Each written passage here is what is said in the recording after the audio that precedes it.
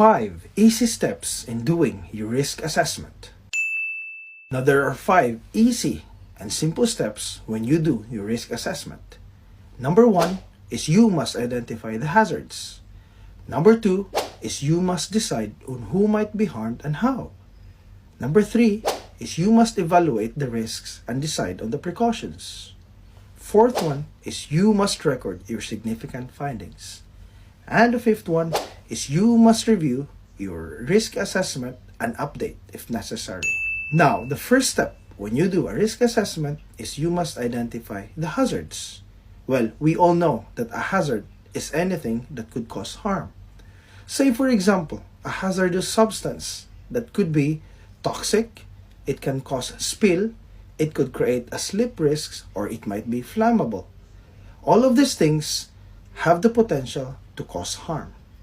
Now, hazards can be identified by reviewing the activity and the working environment. We must consider equipment, transportation, access, handling, chemicals, fire and explosion, radiologic or biological, environment, and even the workers who are doing the activity. Second is you must decide on who might be harmed and how. Now, for every hazard, it's important to specify who could be harmed. This could include the workers who are performing the task, visitors in your workplace, and even members of the public if the work is being done in public spaces. Third is we must evaluate the risks and decide on the precautions. In this step, we try to evaluate the risks and decide on the precautions to control our risks. Now, we measure risk by likelihood and severity. This tells us if the risk is high, low, or even medium. A likelihood is how likely harm could occur. For example, rare or certain. And severity is how serious that harm could be. For example, minor cuts or even death. Fourth is you must record your significant findings during your risk assessment.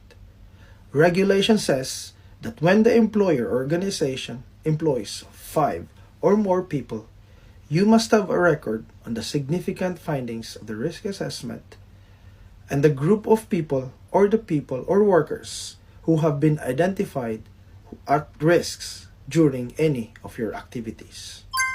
Number 5, finally, make sure you review your risk assessment and update it if necessary. Now, how often you need to review your risk assessment will greatly depend on several factors. Number 1 is if the way your work or your procedure changes. Number 2, if you introduce newer technology or newer equipment. Number 3, if health and safety regulations change. Number 4, if you identify problems or any mistakes in your risk assessment.